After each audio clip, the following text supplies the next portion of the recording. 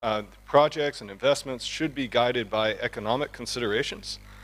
And it's also, from the beginning, we've had a mandate to foster regional cooperation within Asia.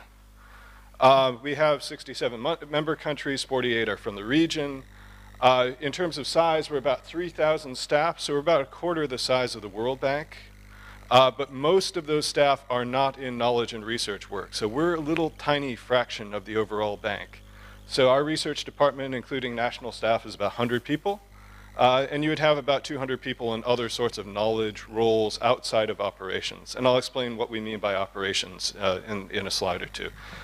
What we give is, it's rising every year. Last year, we had a record $32 billion of new investment commitments, including co-finance, which is about half what the World Bank gives for the whole World Bank group globally. And this is just for the region. We have operations that are both with the public sector and private sector operations, so we're not like the World Bank where they're different banks. And we have our long-term vision of an Asia free of poverty.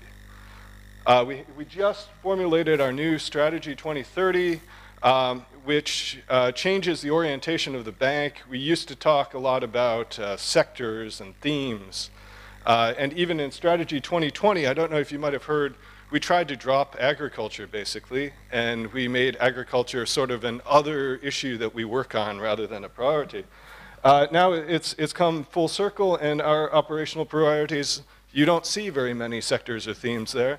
You see addressing poverty, addressing gender inequality, tackling climate change, and enhancing environmental sustainability, making cities livable. Rural development and food security is back as a core priority, strengthening governance and institutional capacity, and fostering regional integration. So it's a difference. You know, we've been an infrastructure bank, but there's nothing about infrastructure here now. So I'm not going to bore you with the details of the institutional structure, but I did just want to explain one thing. The way the bank works, we have our research department here, and we also have a sort of knowledge department there that convenes the sectors. This is not what we call operations. What we call operations, when you hear that phrase later in my presentation, this is where the projects are and where most of the money is, and it's organized around regions, and it has sectors within the regions. So you'll see that things are a little bit separated sometimes in the way they work. So what do we actually do? What do we offer? Well, we offer, we're a bank. So our main products in terms of volume are in terms of financial products. So we finance concrete projects where there's a very defined project, there's a procurement plan, everything is in detail about the specific project, and we're involved in all the decisions about who's hired to do what, et cetera. We also have products that get away from that level of control. So we have sector loans where we set the criteria with the government, and then the government picks projects according to a prioritization process we've defined. We have financial intermediation where we put money into banking systems, and then financial institutes are the ones who find the sub-borrowers. We have results-based lending where we actually pay for, not for a discrete project and get involved in procurement decisions, but we instead basically have a list of achievements that the government is supposed to do, and they're supposed to do so many kilometers of road and such location, and that's the basis of lending. What is actually done as outputs rather than the inputs. We have policy-based lending where you've probably heard of as structural adjustment lending, where basically there's a reform matrix for policies, and then a loan is dispersed when the criteria are met. And then finally, we also have private sector products that can be much wider. They can be equity stakes in companies. They can be guarantees to reduce sovereign risk, et cetera. And then we also have different interest rates for different clients. So if for most of our borrowers, we make money on the loans, so it puts an incentive for us to have more operations and get bigger, because we basically borrow, we're AAA credit rated, we borrow from the market at LIBOR, the interbank borrowing rate, and we pass on the loan marked up at 0.5%. So that is different from our concessional lending for the poorest countries, where we give a below market guaranteed long-term interest rate, or even grants if a country can't borrow. And it's also different from commercial borrowers, the private sector.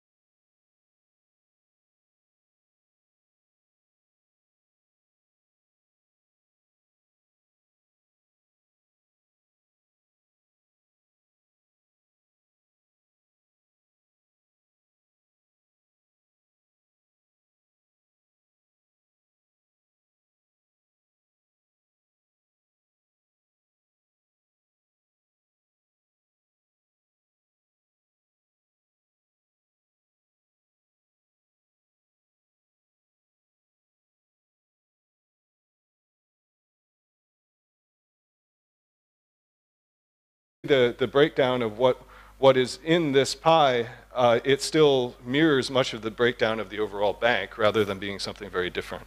It's more how things are done than what is done. So just a few examples of some of the kinds of projects that we do, projects that might be a little bit different. We have extensive investments in improving energy efficiency on the demand side, changing electricity pricing policies. So for example, in India, we have a $400 million project where we're separating the subsidized electricity for farmers from electricity that will be priced for households. We have another project that's coming on to expand that kind of program. We have another program in India where the idea is to promote knowledge of energy efficient technologies and behaviors and to reduce energy on the demand side as well. We have an increasing number of waste to energy kinds of projects, and some of them have quite interesting integration. So, for example, we have a substantial rural waste to energy project in China. We are addressing more as livable cities. It would be an increasing focus in the future on solid waste management, innovative ways to do solid waste management, such as including communities in solid waste collection systems. We have new combinations of renewable and clean energy and addressing other kinds of problems, such as solar-powered sewage treatment plants in India combined with sanitation campaigns. We have a project I'll talk a little bit more about later, computerized volumetric irrigation in Bangladesh. We have solar irrigation projects in Bangladesh, and in Nepal, we're also thinking about how is the interaction between, say, a net metering and a feed-in tariff and water use for irrigation. So there are a lot of exciting things that you find going on in the bank. You have to dig through to find the details. Actually, every project we have is on our website, so if you want to see, you can easily go and look it up. So that's just some examples of projects. It's, economics and social science has an incredibly important role in terms of testing and focusing all of these kinds of projects, something I'll come back to later in this presentation. The other thing as an interaction with policy, I think that is worth noting as well is our policy-based lending product, because policy-based lending we've traditionally thought of as something quite boring. It's kind of general budget support, or it's structural adjustment lending. It's lending when a country goes through a macroeconomic downturn to meet development expenditure needs. But it's changed in recent years with some of the new PPLs, because some of the new PPLs are actually focused on environmental policy reforms. And so I think this is something that, thinking through what the key environmental policy reforms, what is needed, what's optimal, what the effects are of those reforms, is something where we could also benefit from some of the kinds of expertise you might have in this room. So, we've all heard about the air quality problems that exist around Beijing, right? So we have a policy-based loan that has a reform matrix about things that are supposed to be done to reduce that particulate matter emissions, and a whole list of very detailed actions and policies. We have a similar kind of loan in Ulaanbaatar. We also get involved in power systems and power sector reforms and liberalization and all kinds of changes that more analytical power could be brought to. Just to give as a very simple example, this is just a very public document, goes with all the policy-based loans, but you would see there are, very detailed actions that then get fleshed out even in more detail in documents that aren't public, that are expected to address the environmental problem, and they may or may not be exactly the right instruments from an economic point of view, but that's where your kinds of expertise could help.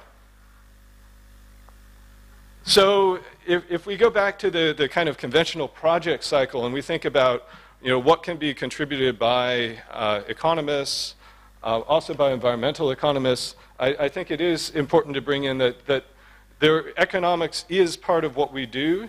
It's not always done as well as it should be done, but it's always there in the cycle of how we do things. So as I mentioned, our charter says that all our decision making should be guided by economic considerations. We have a project cycle that basically it starts on the countryside, and we have diagnostics of constraints to growth in different economies that are supposed to underpin, then in concert with reviews of what's going on in different sectors, a pipeline of projects. So that sets the context for deciding a long list of projects that goes into what we call our COBP. For each of those projects, then we have this economic analysis process during the project preparation. And that includes a whole bunch of different kinds of analyses, but also, in most cases, estimation of an internal rate of return, an economic internal rate of return. We also have, for most projects, a midterm review where a lot of things get redesigned. For many projects, they invest actually in substantial baseline surveys, usually, unfortunately, not with real impact evaluation methods, but they can be still substantial baselines to understand the context and then to do a reflexive comparison to see what's changed to project completion. We also re-estimate all our rates of return at project completion, and that's part of the way we judge the success of projects, and that feeds into the overall evaluation process. I mention that because this is something where you can actually do a lot of tweaking of projects if you do the economic analysis correctly. And what we do in terms of economic analysis actually should be drawing on methodological innovations you're working on in many cases. So as I said, every project has to hurdle a rate of return requirement. We have two rates of return requirements. One is 9% for most of the investments, and then in special cases where it's for the environment, where it's targeting poor populations, et cetera, we allow it to be 6%. But the economic internal rate of return is not the only thing we do as economic analysis of investments. We actually say we have 10 key areas of economic analysis. I don't know if you can see the slide because the screen is a little bit small, but we say that you have to do country context analysis from an economic perspective, analysis of the sector in the country. The rationale for the project should always be defined in economic terms. Why does the public sector need to do it? What is the market failure that you're addressing? Demand analysis of whether the output is actually needed, whether it will be used. Alternatives analysis, so you're supposed to compare what is the least cost alternative of meeting the demand that's been identified, or at least use some other way of prioritizing to get to the sort of best option before you go into rate of return analysis. We have rate of return analysis with very stringent guidelines about what's done. You have to do sustainability analysis. Will the benefits be sustained like in the manner projected in the rate of return analysis? We have distribution analysis and calculation of a poverty impact ratio off the rate of return. And then you're supposed to also put what you get out. It's a lot, but we also expect a consultant to do this in maybe 2-3 months of time. So from an academic point of view, it may sound kind of challenging.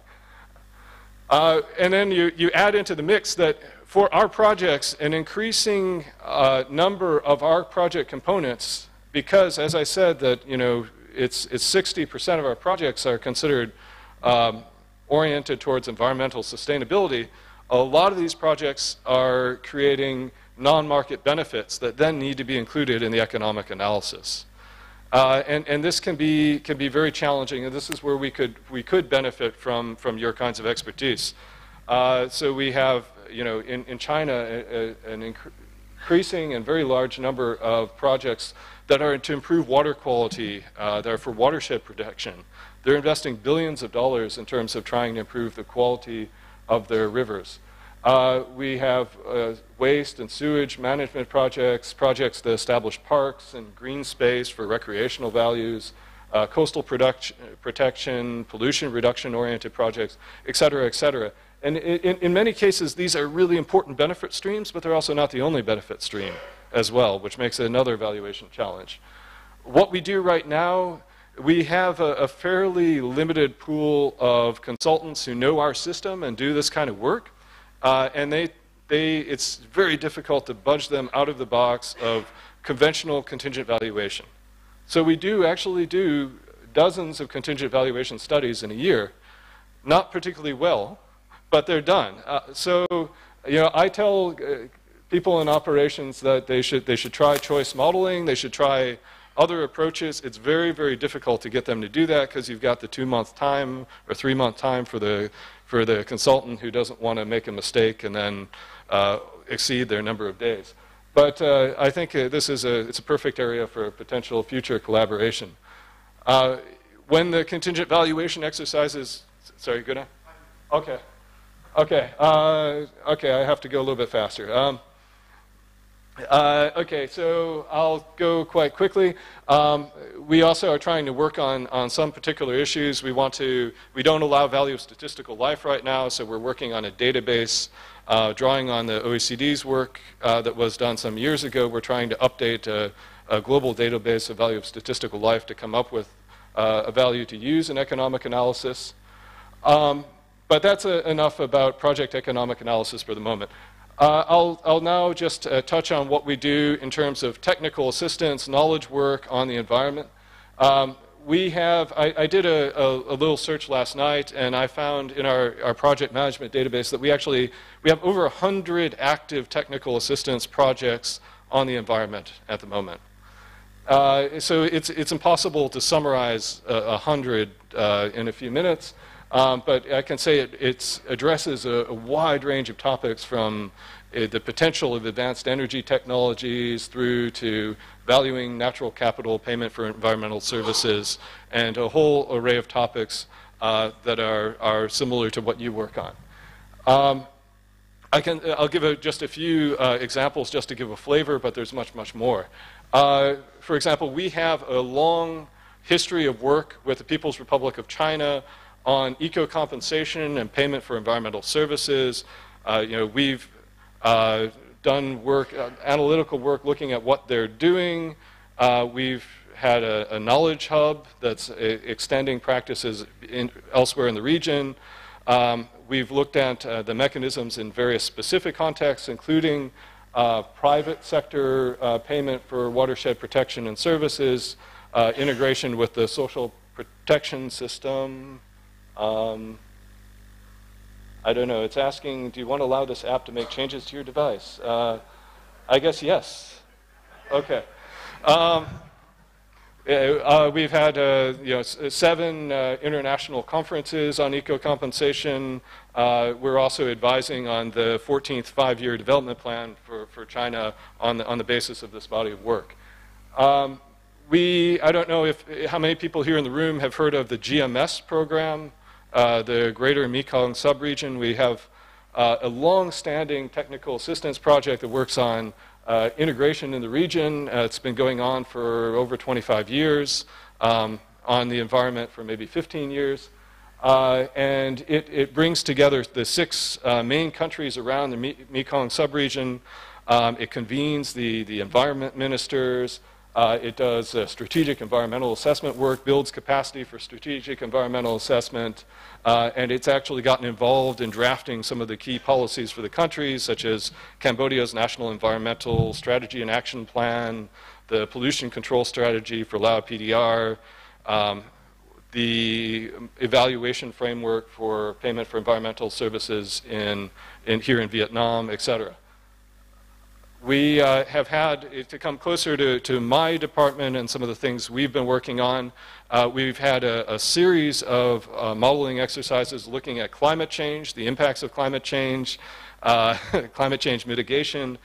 We've done it with a range of models, integrated assessment models, dynamic optimization models, etc. We've looked at the Paris Agreement, alternative scenarios going forward from the Paris Agreement, effects on air quality of those kinds of scenarios, etc. Okay, so now there's the least time for the topic closest to my heart. So I will just, I'll try to skim through this very quickly, but give a very quick flavor before I conclude. My division and department, we also are the locus of impact evaluation within the Asian Development Bank. This includes both experiments and quasi-experimental designs. We administer funding to the regional departments. We work with the regional departments and national governments in different ways. It ranges from advising national governments on their funded impact evaluations to doing our own kinds of impact evaluation studies. So we're behind the World Bank in impact evaluation, but we are trying to ramp up. We have a portfolio of I think I counted 16, 17 studies here, including studies on transport, rural roads, urban roads, and transport interventions targeted to women, energy, social protection, education, and then agriculture, and agriculture related to the environment. So I'll just mention a few details about a few of the latter category studies in the 30 seconds I have left. So we have a brand new study that we're finalizing right now. It's quite exciting. It's the first, I think, real impact evaluation done in Myanmar outside of health. So we have a project. The project is what we would euphemistically call within ADB a Christmas tree because it has many components.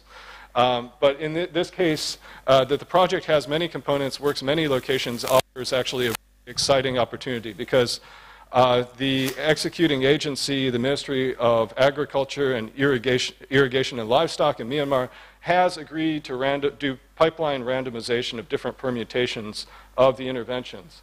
And so we can do a really interesting pipeline randomized controlled trial. We're still sorting out what the most exciting combinations are, but we've got already funding to do 6,000 household surveys, 3 times covering hundreds of villages, and in principle agreement on pipeline randomization. So now it's just a matter of making the best use of what we have. I'm just completing a quasi-experimental study looking at funding going into farmer groups and cooperatives in Nepal and a range of outcomes from that kind of work. It's a mainstay of support in Nepal, and you know, we were just playing with the data yesterday afternoon. I think we'll have some quite exciting results. And then finally, we have, as I mentioned about the computerized irrigation, we're doing an impact evaluation. It's a perfect natural experiment in that these are small schemes where they're putting in computerized prepaid pumps. They're dotted throughout the irrigation command area, so the schemes that come online later are interspersed with all the schemes that come online first, so there's not a big selection bias issue. And so we can look at the effects of installation of these computerized prepaid pumps through a quasi-experimental design in the shorter run. And then because the pumps are computerized and linked into a central server, we can do an experiment on varying the pricing and also varying exposure to water-saving technology to see the interaction effect. And we can measure the exact water usage off the pumps because they're computerized and they have buried pipe distribution to individual plots. Okay, so this is the final slide. I thank you for your patience first thing in the morning on the second day of a conference. I think there are a lot of exciting opportunities to potentially work together. As I mentioned, we have a wide array of technical assistance activities related to the environment that often have a policy component. We would like to strengthen our evaluation of non-market benefits and introduce new techniques. We have an expanding impact evaluation portfolio, and we're always on the lookout for exciting opportunities. The question that we always get in the research department is to have more impact evaluation that aligns with most of what we do, so more related to transport, energy, et cetera. But there's also, you have very exciting opportunities with some of these interventions. Not everything's a big and uniform intervention that has general equilibrium effects in energy or transport. So I think that when you dig into these sectors, you can do very exciting things. The same would also be with water. So ideas on potential impact evaluation studies. Our portfolio is easy to find on the web, so you can look through. If you find a project you think is exciting, you can approach me or my colleagues. The other thing we also have, and as a new program in my department, is we also support visiting research fellows, which would be people that come for a short period of time, you know, share their work with us and try and contribute to what we're doing and understand a bit more about us. It could be as short as a couple weeks, it could be months, but it's a kind of flexible program and people can apply for it. So if any of that sounds interesting to you, my email address is up on the screen, and thank you for your time. So, thank you, David. If I had known that we had so much potential interaction, I would have given you more time because this was so exciting. So at the very beginning, what we did very actively was to pull people out of consultancy and to do research. But now I've seen the light, and I see that this is a way for us to really have an impact. Not only in this region, but globally too. And of course, Dale saw that the first thing he did when he came in as a chair of the board, he initiated a survey to see what people are interested in. So we'll try to find ways of this. Now we don't have time for questions, but David will be around for another 2 days at least, today and tomorrow. And I would really encourage, Jonas, we just had a course on impact evaluation here. You should talk more about David, about, actually putting that to work. Of course, the value of statistical life, that was the idea by Dale a long time ago to do a cross-country study on that. And the ecosystem services team, you should really talk. And most importantly, wasn't it a perfect introduction to your talk, Vic? Yes. So now, Claudia.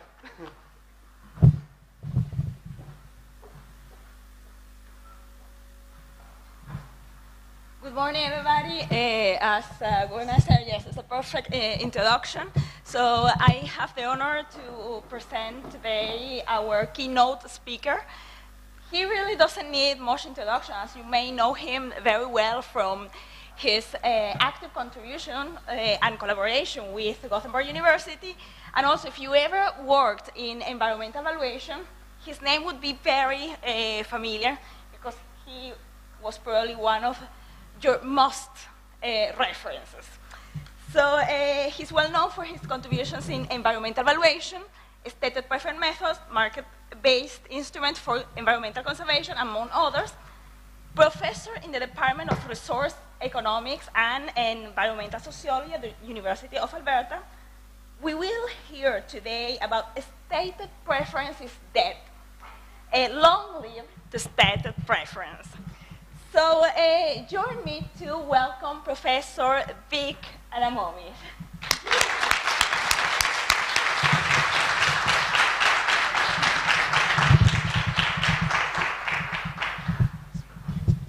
Okay, let's see if I can make this work. All right, I didn't know we were going to have this nice screen. Let's see, is this microphone working pretty well? Very good. Okay, well, after David's talk, stated preference is dead, so it's coffee time. We're done. So let me tell you the story of where this came from. I have to be a little bit careful about this story. You know, sometimes when you're upset about something and you're ready to send that email and they tell you not to send an email, I kind of feel like the title of this talk is sort of that way, except I sent it.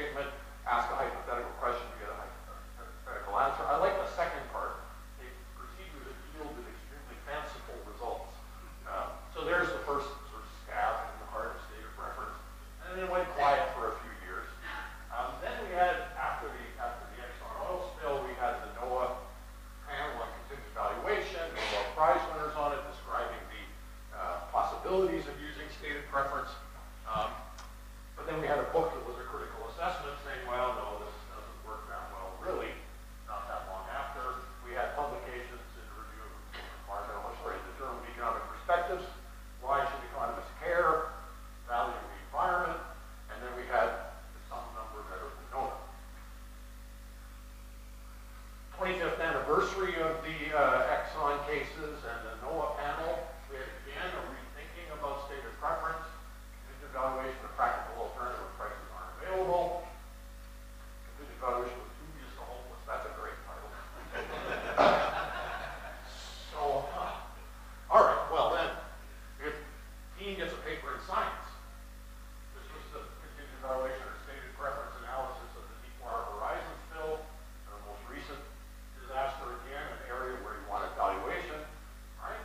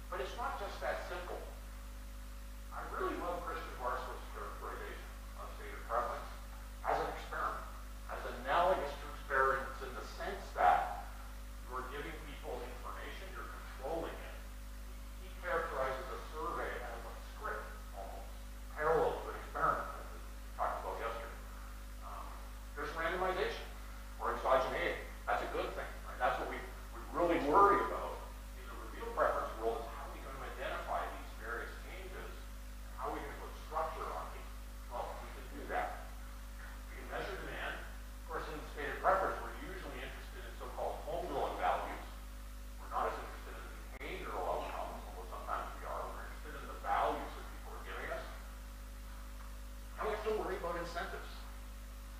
Just like you do in an experiment, we have to worry about whether people are viewing consequences in their statements, whether we can design something that's incentive compatible. Now that's quite a change from 20, 30 years ago in this literature. The change to now thinking carefully about the structure of the responses so that we're not simply viewing what we're getting back as truth. Think about what the incentive structure is for the respondent. That's one of the key areas going forward. And of course, then we've got to assess validity. I think if you're interested in a way to think about parallels, think about Kristen's work. Why do we do it? Well, in some cases we don't have a real preference data. For getting passive use values or some of our environmental values, we don't have data on such things. We can deal with endogeneity issues with state of preference. We can control information differently. Can it be valid? That's maybe what I want to switch to next. Think about any method, not just state of preference. We should think about validity. Continue to think about how we improve validity. So let's spend a couple minutes on validity. If we're interested in values, willingness to pay, it's unobservable. We've set ourselves a pretty tough task. Without adding some structure, without adding some other characterizations, we don't actually know what that is. Some people in this literature have characterized it like trying to measure IQ. It's a challenging thing to measure. It's a construct we have a framework around, but it's challenging to measure. So then we have to think about reliability versus validity. The little set of targets in the corner, I think that's a good way to remind ourselves what validity versus reliability is.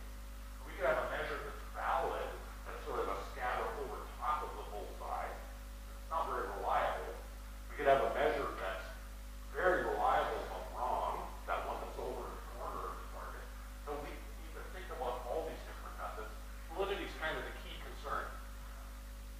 What do we need to worry about in terms of validity? Because we can't actually observe these values, well, we need to think about content validity.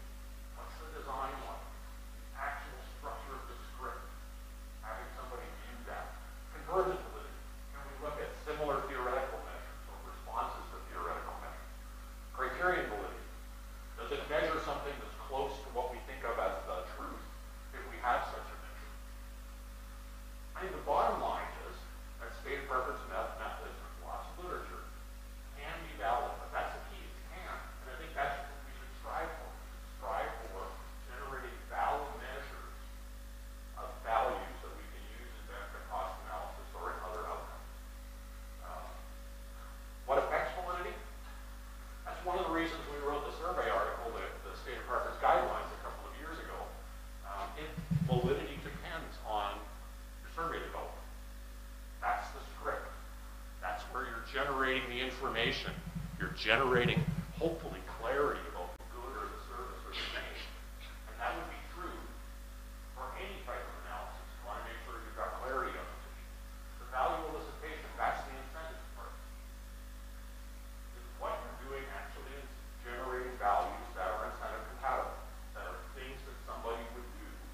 They would generate a truthful response as their best choice, their best strategy. Are there things that we can do to address that, to improve or becoming better on those incentive compatibility elements? The data collection is part of validity. The analysis is part of validity. I put a lot of weight on those first two, though. Even if you go back to the survey article, if you look at the proportion of the article that we spend on econometrics and technical design, not unimportant, it's relatively small compared to the information provision, the incentives, the design, the structure. And then, of course, reporting and evaluation. Okay. What about validity and reveal preference? I do reveal preference too, travel cost models and dynamic price models. We have the same questions we've got to ask. Do we actually have the exogeneity that we need, the random assignment of prices to measure consumer surplus? This is one of my recent favorite examples of somebody trying to measure consumer surplus. These folks had Uber data. They really wanted to measure compensating variations for consumer surplus. Why? Because they actually could measure the exogenous changes in prices that were required. In many of our reveal preference techniques, we actually don't have that. And that's a worry for me about the validity of reveal preference techniques. They had 50 million observations. That, interestingly, if you read the article, they're actually worried that that information they had was not sufficient to completely identify consumer surplus. They did get an estimate. Each dollar spent on an Uber trip generates $1.57 in consumer surplus. But if you look at what their estimates are, one is an approximation, and the other one, if you notice, actually has a cap at a maximum, an assumed maximum or a cutoff in the demand curve. So they are wrestling with 50 million Uber observations. They're wrestling with the same things that we wrestle with in stated preference. So the message is, it's not just stated preference in the valuation world that needs to worry about reliability. It's all methods. And I think we should think about choosing a method for valuation, which one in which context is more reliable. Okay, I promised I'd spend a couple minutes on these non-environmental examples. So massive delays, that's last year in the American Economic Group. Stated preference measures, workplace arrangements. It's probably hard to read, that's too tough to read. But they were giving people options in their workplace and how they might be willing to accept a job for less wages with these other workplace conditions. Characterizing choices through stated preference because they wanted the value of that change in the workplace design. The brand new paper by Estes et al., an NVDR paper, that actually takes another step in that technique. So the labor economists are using these approaches. Got the middle one, these are the macro folks looking at shocks. I love this last one, Bruno et al., the massive online choice experiments. What are they doing? So they actually were interested in the value of services that we get for free. Because if you're interested in valuation to put into national accounts, what's a search engine worth? What's Facebook worth? Maybe not. I don't know. I've got to be careful about that. What are these things worth? Well, they wanted to get measures of that because that's an important piece of what they're trying to understand in a broader valuation context. So they did stated preference tests. They made it into the economics. You can read this later. It's incredible how much they say search engines are worth or what Facebook is worth. The numbers are really large. But so what? Other economists are using stated preference. They're using it for the same reasons that we like to use it. Randomly assign prices, control information, identify values for things that we don't have markets for, we don't currently have values for, work in areas where we have maybe limited or real preference data. I think if you looked critically at these other approaches, you would also see that environmental economists, because we've had so much experience with these methods, can actually help. There's a lot of opportunity for crossover. We could work with ADB, but we could also work with our labor economist colleagues and our macro colleagues to share the skills that we've learned in various ways to help identify the things that they're interested in. All right, let me talk a little bit about a couple studies we've done. I'll try to keep it fairly close to time, so I'll go through this quickly. Eliciting willingness to accept and then using stated preference to improve the validity of real preference models. Let me do this first one. So a colleague of mine, Pat Lloyd-Smith, and Dale and I have a paper where we started thinking about almost all stated preference used for policy work is willingness to pay. But we know that in many contexts, willingness to accept is the right metric. And there are some applications in payments repositioning services stated preference that use willingness to accept. But for a lot of the things like public goods, we tend to use willingness to pay even though willingness to accept is the right context. Dale and I are used to having Jack Kadech argue with us even when we agree with him. But what the importance of willingness to accept. And so we don't, okay, well, let's test it. What would it take? We did a lab experiment on both public and private goods. This is the work that Pat and I did. We did a public goods setting and a private goods setting to test, again, thinking about the incentives, the clarity of the good, the structure of the experiment script. In the private goods case, we framed somewhat like a payments ecosystem services case. And in this case, we're valuing somebody's time, an hour of their time or some component of their time. So it's fairly clearly defined good. I'll go through this part quickly. This is a public goods experiment. If you look down here, this has got the hypothetical versus a stated but consequential. So stated, but the incentives were such that we expected people to reveal the truth. What do we find? The hypothetical treatment is significantly different. So if you don't consider the incentives and frame something so that it has incentive compatibility, you're likely to get a response that is different. If we put both of them together, we put the consequential and the real payment treatment together, there's no significant difference. And if we put all three together, we find again that the hypothetical treatment stands out. So evidence that you can design, if you design with incentive compatibility in mind, you can use stated preferences of willingness to accept to recover the same as a real preference. This is the private good case. This is just a descriptive statistics. Again, that hypothetical number, interestingly, in this case, it's smaller. Almost all the empirical literature on willingness to accept has purely hypothetical willingness to accept that's smaller than the incentive compatible willingness to accept. It's a little bit trickier. We actually don't have a perfect theoretical mechanism to elicit incentive compatible private goods values, whether it's willingness to pay or willingness to accept. And we found the same thing here. So what did we learn from looking at willingness to accept? A single discrete choice consequential question can give us incentive compatible responses for public goods.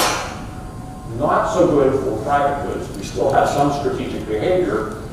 I think this is a research area. We were using follow-up questions and questions to try to bound the source of this strategic behavior. We think we can do that. We think we can help identify the upper and lower bounds arising from strategic behavior, and so that gives us some confidence. So we have a pretty good confidence in eliciting willingness to accept on the public goods side, a little less confidence on the private goods side. Now, this is, again, back to that question of validity and understanding incentives and trying to incorporate them in our work. Second example is using stated preference as part of a package of valuation approaches and techniques. And this one is specifically for a policy question. Again, I want to come back to reiterate that. Why are we doing these things? Because we're interested in the ex-ante policy analysis that can then generate decisions about what to support or not support. This is work in the Gulf of Mexico fisheries. So we're interested in, let me show you this picture. I think this tells a story. Red snapper fisheries in the Gulf of Mexico, is a big, important fishery. If you look at the darker blue line here, this was the commercial fishery. Commercial fishery, the season lengths got smaller and smaller because they were overfishing. Then they implemented a tradable quota system, and the season lengths went back up to a full year, and the fishery is relatively sustainable on the commercial fishery side. About half of the catch goes to recreational fishers. Now that's the commercial. Half of it goes to recreational fishers. Look at the recreational fishery. Started at the whole year, season dropped. See, they were using season lengths to control the recreational fishery. Season length dropped, until it was 9 days. So many of you work in fisheries, this is the same story, right? That we've seen season length restrictions in commercial fisheries. The problem's been addressed with transferable quotas, except this is a recreation side. So the question was, could we improve the well-being of recreational fishers by moving to a transferable quota system? Rather than limiting the season length to 6 or 9 days, could we attach tags to fish, have those fish coordinated in a market? There is a market for fishing access rights in this particular case. We had a controlled trial of fisheries boats that some were given tags, some were not. We had surveys of anglers. We had a stated preference questionnaire for the anglers to try to identify what the welfare gains would be of moving away from a short season to a season in the whole year where you could fish anytime you want, but you had to pay for your access right. You had to pay for this fishing tag.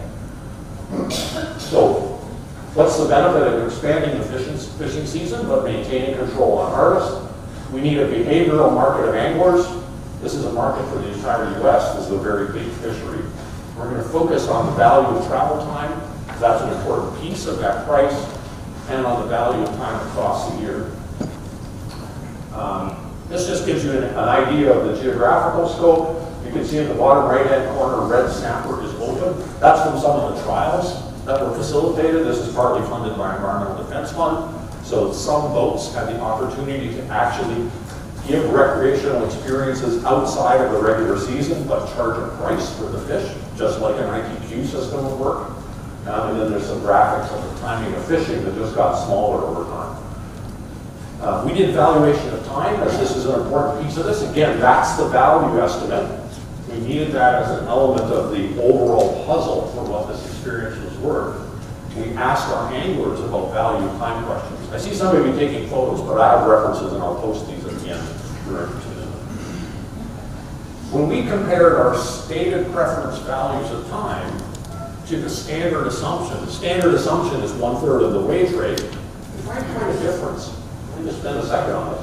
On the bottom axis, this is the standard way we measure value of time, which is 1/3 of the wage rate.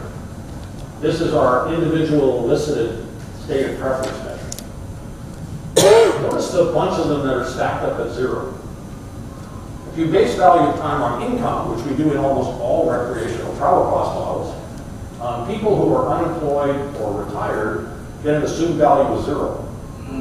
They don't have a real value of 0. Their value of time is quite different than 0. It's quite heterogeneous. You also see relatively little correlation between the value of time based on income and the stated values of time. You might think, oh, that's a problem. I actually think it's a problem. I think there's more validity in what we're measuring at the stated preference side with increased heterogeneity than assuming everybody's value of time is exactly the same and is a function of the wage rate. So that's what we used as an input into this model. I've got to go a little quickly because I'm running out of time. We also asked contingent behavior questions about the, how much time do I have? 10 minutes? I want to add some time for questions. I don't want to. Okay. Okay. So in addition to the value of time, we also asked people contingent behavior questions. How many trips would you take if the season was longer? I know right now the season's 9 days. So trying to get a sense of behavioral change on that side. Now that's not values, that's actual days. I'll come back to this question. After a whole bunch of different things, so we've got revealed preference information, stated preference information, value of time, 2 years of work, we get 4 curves. Well, 8 curves, depending on how you count. Let me spend a second on this. Probably tough to read. On the bottom axis, this is the total trips. So how many trips were we expecting people to take under different prices? This is the total red snapper caught. So we're examining our policy choice. We want to keep the number of red snapper caught the same, so we don't want to harvest too many fish, but we want to allow fishing over the entire season.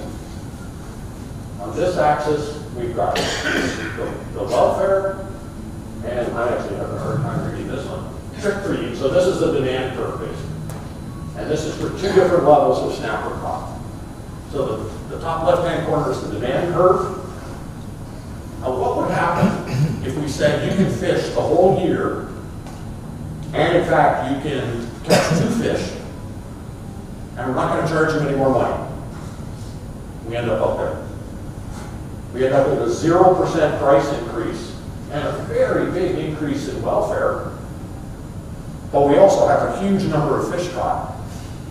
Way more than this black line. The black line is our target for the number of fish caught. Okay, so how do we, given the information of all these pieces, how do we then ration the fishery? Instead of using time, we use price. That's what our stated preference work helps us understand. If we use price, we can simulate different prices. We've got 2 different prices in this case. We could charge a very high price and allow people to catch 2 fish. The corresponding welfare associated with that, though, is actually negative. If we charged about a 40% price increase and allowed them to catch 1 fish, we get a positive welfare. So price rationing is what we expect the fishery would do if they had allocated quota and used price as a rationing tool. Price as a rationing tool generates positive revenue, positive welfare for the fishers relative to the season length restriction. That's the message. Ex ante policy analysis, what should you do in the fishery? Valuation to generate the measures of welfare that would arise from different pricing strategies, different types of approaches that change the system we've got now from season restrictions to complete year, and a combination of stated preference and other methods. What about validity? Well, this is one measure. We've got a lot of measures in the work of validity of the contingent behavior. Remember, we asked people also how many trips they would take. We designed it so that we could go back and measure how many trips they would take under the current regulatory regime.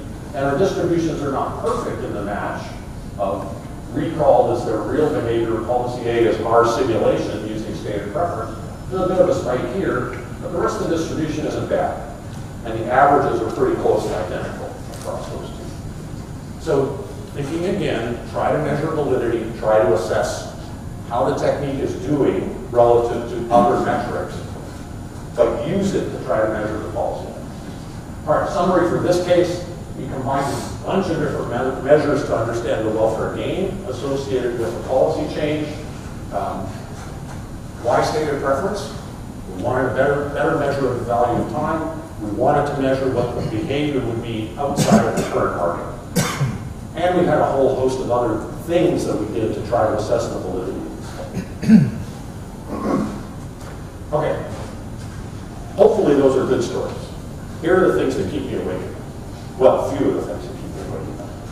I think there's still issues, and maybe they're not issues that are shared with some of your research area, but they're issues that I'm worried about that I see as trends that will directly affect stated preference. The first one's online surveys. So the bulk of research in this area has now gone to using online surveys.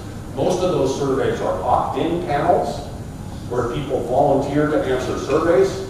That means the sampling properties are particularly weak, and we know there's a significant concern about the use of those. Purely from a sampling perspective, we even now wonder whether respondents are reading. Their incentives are to complete surveys. And thinking about incentives, we've got to do that as part of a researcher designing this script. Their incentives are not necessarily to take time and do your survey carefully, it's to get the points that they're going to use to capture the goods and services associated with the survey. This little bottom thing, 25% of respondents do 5 or more surveys per week. Yikes. What a life. Unless they're exciting surveys. I mean, that in itself troubles me. A number of people in the literature are using trap questions. Have any of you heard of trap questions? These are questions just to see if people are reading. We've got some numbers up there. Trap questions fail in 6 to 10% of cases. It doesn't actually feel good to ask a trap question. It'd be very difficult in an in-person context. You would not generate a good relationship. But you see it in the data. So it makes me think about what can we do to improve the quality of survey research. This doesn't only affect people doing contingent evaluation. This affects people doing all kinds of different survey work. The use of these kind of online opt-in panels. Marketing firms, health firms, lots of different entities use these types of online surveys. I use these types of online surveys, right, Mayor Culpa. They're cheap, they're efficient, you get your data the next day, you can crank up data and get going. But I worry about them. I also worry about non-response spikes, or the levels of non-response. Again, this might not be relevant to all countries in the world, but what we've seen is a decreasing response to surveys, including nationally sanctioned surveys that are used for national accounts and such. Now, this is the non-response of major household surveys around the world over time. You can see all those trends are going up. This is more of a social phenomenon. I'm not sure if it's a social norm. I'm not sure what exactly the issue is that's generating this. Again, perhaps it doesn't apply in all countries, but I think it's a change that we've seen. In my country, a few years ago, we eliminated the long census. We moved to a very short census. Wow. For social scientists, we brought it back again. Maybe it's like stated preference. We brought these things back from the dead. But again, this is another concern for anybody that's doing survey work. I worry a lot about care and description of the good or the service that we're using in stated preference. Again, I think it's relatively straightforward to describe something, people will answer, but to actually have a careful description is important. For a market good, you can provide it to a person and it's pretty clear what they have. They have a nutrition panel or they have a description of the good. For environmental good, it's trickier. And especially for things like passive use values, what's the value of a new program to prevent oil spills? This is incredibly important. How do we measure whether we've got enough information? Whether the person understands the good or the service that's being measured, it's being valued. If you think about it analogous to a referendum, maybe that's a target to shoot for. When we have a referendum about an environmental program, people talk about it at the dinner table and they argue about it at work, and it's in the newspapers. How do we simulate that in a stated preference case? How do we measure whether we've got the same information for this? I think I've got a little line in here about whether this is why those who did the oil spill study, why they did in-person surveys. Because they were able to communicate and test a bunch of different communication strategies and understanding strategies. And I think this is more of a concern in some ways than incentive compatibility and such. This could be a much bigger influence on the values that we're measuring because it's the good, it's the thing that we're trying to get the values of. And my last one of a few, we worry a lot. We're almost preoccupied with strategic behavior. I have some cartoons about strategic behavior and such, but there's actually an interesting stream of literature that says people aren't purposely trying to deceive you. And we see it in the data. We worry about it, we test for it, we see what we expect in the data. But maybe that's a small fraction of people. Maybe we're actually overthinking some of the strategic behavior and misrepresentation that people are doing. There's some interesting papers about the internal cost of misrepresentation. People feel bad when they misrepresent their preferences. How do we work some of that into our analysis of stated preference tasks? How does that affect our thinking about incentive compatibility? Last few points. I think stated preference is alive and well. I know I'm a biased person to ask that question. But I also think it's good for us every once in a while to be pushed around and to think about this. These are important things to think about. If you look at the literature, the change in the literature has been amazing over the last decade. Thinking about mechanism design, worrying about incentives, worrying about response rates, thinking about careful implementation for the best types of surveys that can be done. It's important. I didn't have to say anything because a person with resources and policy questions said, do stated preference. But I feel that in a number of different arenas. So I really struggle with the notion that somehow we shouldn't do this when policy people who want benefit cost analysis are saying, I need these numbers, I need this information. And you're not going to get from other sources. Right? You're not going to get them from quasi-experiments, you're not going to get them from other things. You need the value structure to get them. But let's keep that kind of eye on the prize of doing good work to have a reborn stated preference method. The things that I worry about the need for this careful survey design. That's one of the reasons we wrote that guidelines paper. It's one of the reasons we spent 2.5 years putting that package together and interacting with people and surveying worlds, because we wanted to have something that people could go to and say, this is kind of standard practice. I don't know if we achieved that, but it's one step. And I think that's another piece of the puzzle, trying to maintain training on the new techniques, on the new approaches, and what they're useful for. And I worry about the issues that I just mentioned, sampling, etc. And this very last line, and there's an interesting movement afoot now. We've had some papers last year at the World Congress presented, there'll be more papers, where people are saying, let's look at travel cost models and hedonic price models and all of our other models through the same validity lens that we've looked at stated preference. It's a little scary to ask those questions. And I think we're finding some of the same concerns about validity in other methods. That doesn't mean we throw them out. That means we think carefully about how to fix those methods and how to use them better because we need them for the policy analysis. All right, so the last thing, stated preference is dead? 5. I think it's still alive. Long live stated preference, but let's keep learning about it. Thanks very much.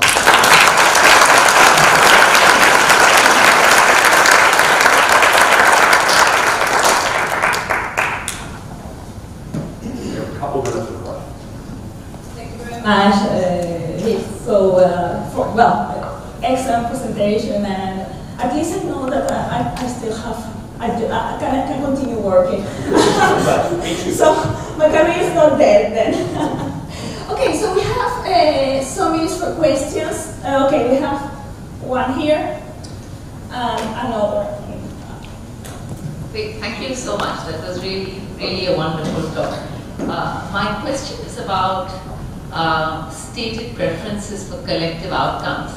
So in India, which I think about a lot, but I think in a lot of the world, if you really ask people what the biggest problems are, they're often related to public goods and politics.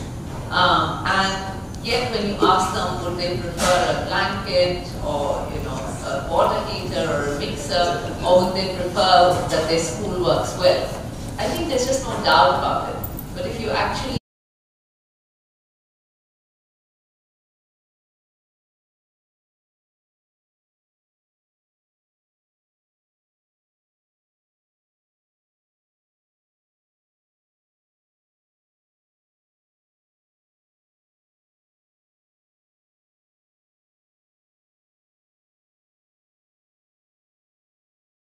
to try to implement for years. I remember working in Africa in the middle 90s, and we tried to do collective stated preferences, meetings and groups, and format it in a kind of referendum approach. I think that's something we could work on in the sense of using that mechanism, deliberative discussions, group outcomes, to try to assess preferences. If you think about the gold standard for public goods, it kind of is a referendum. Could we do the kinds of comparisons with referendum in a state of preference? I'd love to do that for validity. Could we see how different structures of deliberation and information provision would affect state of preference collective measures versus an actual referendum? That provides all kinds of interesting opportunities. From a pure theory point, we still think about individual welfare functions and individual compensating variation. We have to deal a little bit about the mapping from that to the collective side. So I think it can be done. I think that's something we haven't spent much time on. It's a great question. Okay, we have another question. Matt? Yeah, back here. I wanted to pick up on a couple of the things that are keeping you up at night. So the increasing non-response bias and the challenge of ensuring that we're accurately communicating the good that we're asking about. Please don't add anything to my list anymore. I'm not adding. I wanted to ask if there's a trade-off or your thoughts on, within survey methodology, pushing towards larger samples versus moving back to maybe smaller samples with respondents who you are paying and working with to ask more questions, get more information from fewer respondents as a way to address those challenges. Any thoughts on that? Yeah, and of course there's a trade-off, right? You said the word as well. We like to get lots of data. We want to be able to representative samples that can tell us something about distributions. But there is a trade-off if that means we spend less time or we just do an online survey that somebody fills in on their phone when they're taking the bus home from work. That's the one that terrifies me. That keeps me awake at night. So what is the trade-off? There might be some real benefits from doing that pilot work, careful pilot work, one-on-one testing, really investing in understanding how people respond to questions and think about scenarios early on. We're going to take some of those lessons and build them into a bigger sample. Definitely still trade-off, but investment up front and actually spending the time, I think, is really valuable. We learn a ton from talking to people at that level. We might be, in certain cases, we might want to just say, this is too complex for a simple online survey or even a simple in-person survey. We're going to need to spend some time to do it differently. In some public goods cases, I've played with central facility description. So bringing people in and actually having a collective process for learning and exchange and interaction. I would love to do more testing of that to see whether that actually helps in understanding scenarios and understanding outcomes. Where it's not just me talking at somebody, but people are talking to their friends like they would in a referendum. I think that might be another way to try to address this trade-off between these very large but small information surveys. You can still collect individual level data, but the information provision has this kind of interaction effect that could be beneficial. Not sure that completely answers it, but yeah, we struggle with that question all the time. Okay, we have another question. Yeah. So I wanted to go back to the perspective of from a young researcher who's just starting in the field. So the review article is terrific. I think it's great. I use it in my class. But another thing that I think new researchers need are examples to look at. And so, you know, what do you have to say about sort of this movement of putting more examples, or having a norm in the field that you have to put your survey up online, and after you're done, you have to put your de-identified data up so that people can get used to what good scripts look like and what's good data analysis? Yeah, I think we've got to start moving to something like that. That's such a helpful learning tool with our database. Now, one fear I have, I think Dale and I have talked about this, about putting some kind of online appendix into some things where we're here the surveys. You want to know what people did that resulted in that end product. And just say, here's the end product. You don't want somebody to just copy and paste it. You want them to think about how you actually got there. What changed along the way? Why is it that particular structure? Because of the policy question, because of things we learn along the way. That's where the real lessons are learned, is in the development of those instruments and that script. The same is true of experiments, right? We now demand that the scripts be available, they're up online, and they tend to be shorter, but I think the same lessons learned about how researchers go from the first script until the one they actually implement, they learn a ton from that. So somehow I'd like to capture that process as part of the training. I might ask Dale to chime in on that one, because we've sort of gone back and forth about how to best do this. You're absolutely right.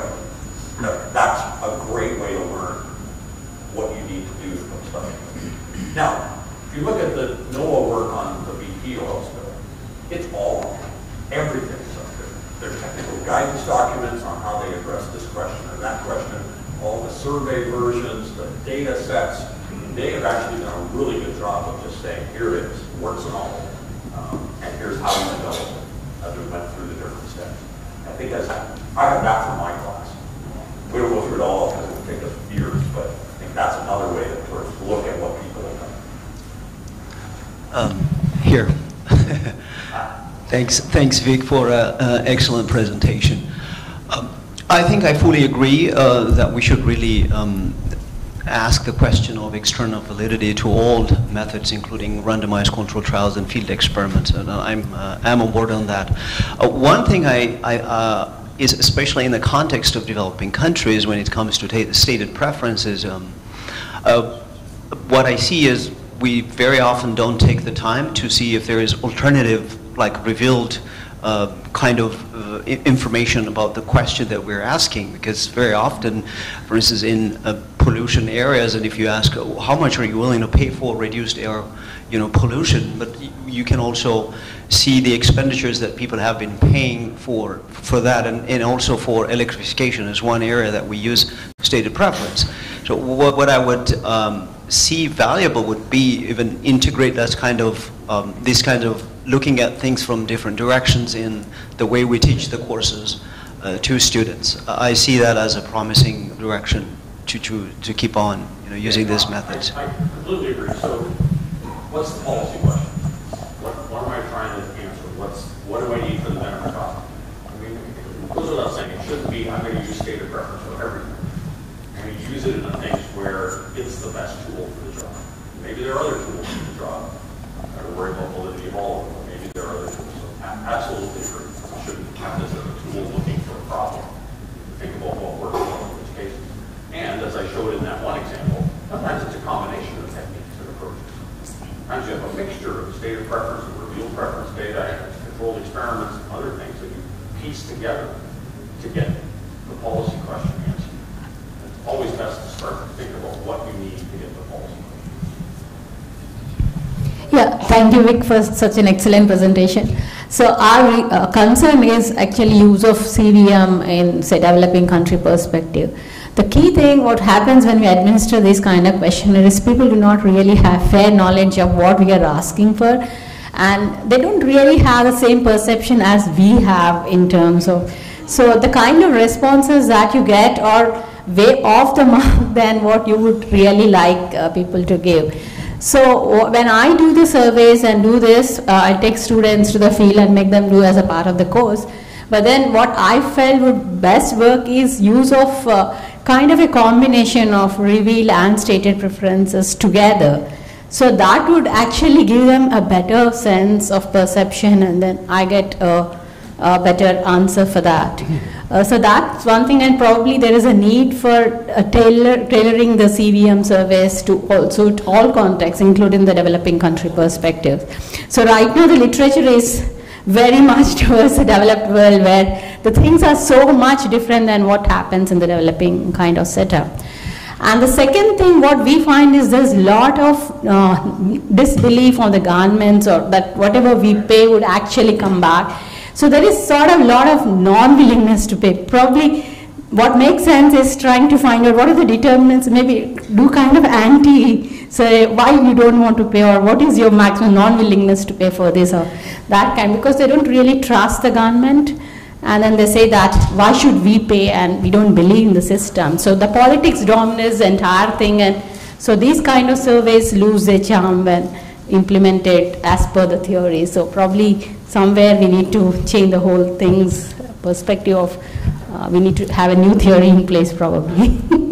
So I've heard several things in what you described. On the one side, sure, every population presents its unique challenges in how you do stated preference work.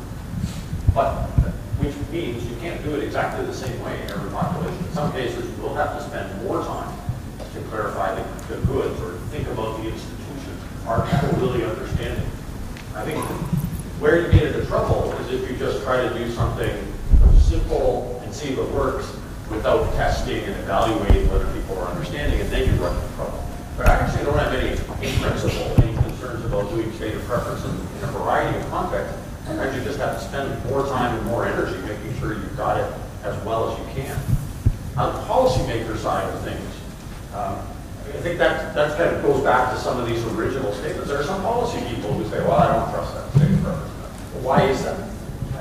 Is it because they're not reading the latest literature, because they have some other views about validity of other methods, they've looked at a survey and they don't believe that that's getting the information? That's then back to our job as people training, evaluating, helping people decide what is a good study, what's valid, how do they critically evaluate what's being presented for them, so they can judge whether it's a stated preference study or a travel cost or a hedonic price.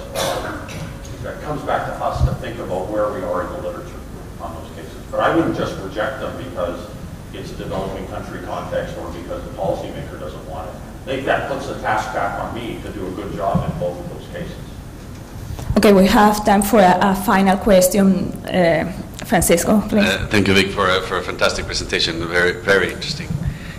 First, a commentary.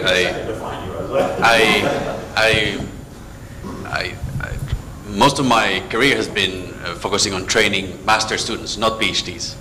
And I must say that good econometrics and good evaluation techniques is probably the two single most important tools that my master students use after they leave the university. By far, that's the two machetes. I don't know machetes. Those are the two from tools, yes. Now, of course, this is valuation is the demand for valuation is enormous, right? And it has a life on its own that by far surpasses what we do. You know, we in universities very uptight think that the value of valuation, when it comes to UNDP, WWF, governments, they demand valuation like crazy. So this brings me to my question, which is, so we need to keep on improving this, and these improvements need to be published so that the people, the masters, actually doing this for practical purposes can improve their methods too. So you started your talk saying that it would be valuable to give a peace of mind to students that are pursuing a career and as a professor, or first as a PhD and then professor. So can you say a few words about to give peace of mind to those? Can this be published? What are the basic requirements that this needs to be Yeah, done so in order to... that is an interesting question. So let me come at it maybe one slightly different way. I think I started off with that story about the webinar. And you know, my heart really sank when I was told that this is no longer taught, because it's important to be taught. As you just said, there's demand for it. As a graduating student, how do you know to evaluate it? If you're hired by an agency, how do you know how to do one if it's not being taught? That's not just evaluation, that's benefit cost analysis. That's all those things that we use in policy analysis, those things have to be taught.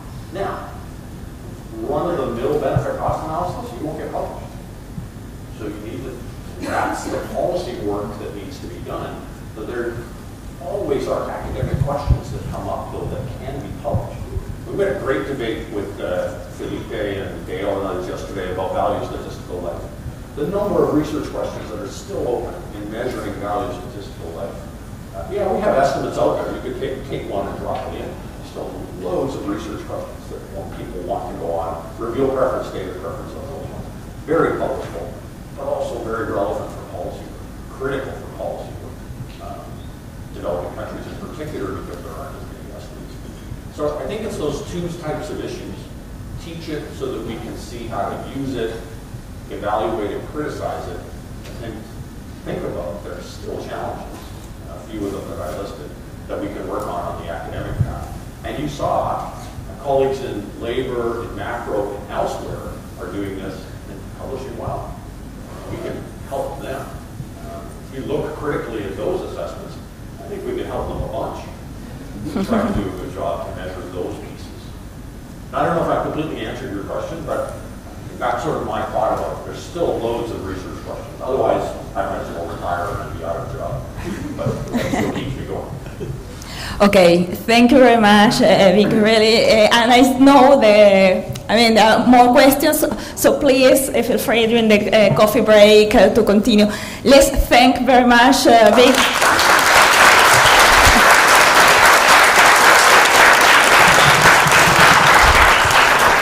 Okay, and now we have a coffee break. Thank you very much. Take your stuff. Thank you.